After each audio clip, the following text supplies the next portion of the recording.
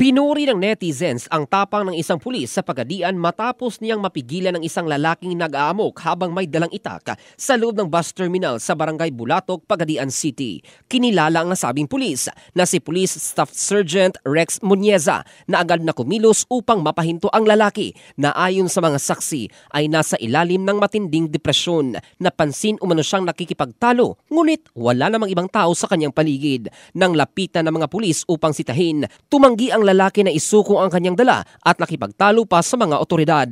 Sa kabila ng paulit-ulit na pangungumbinsi, hindi agad ito sumuko. Dahil dito, naghintay ng tamang pagkakataon sina Police Corporal Glenn Dinopol at Police Staff Sergeant Muñeza na naka-assign sa IBT Compact malapit sa lugar. Sa isang mabilis at matapang na hakbang, biglang dinamba ni Muñeza ang lalaki at niyakap nito ng mahigpit upang mapigilan ang pagwasiwas ng kanyang itak.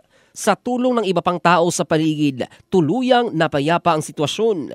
Patuloy pang inaalam ng pulisya ang pagkakakilanlan ng lalaki at ang tunay na dahilan ng kanyang ikinilos.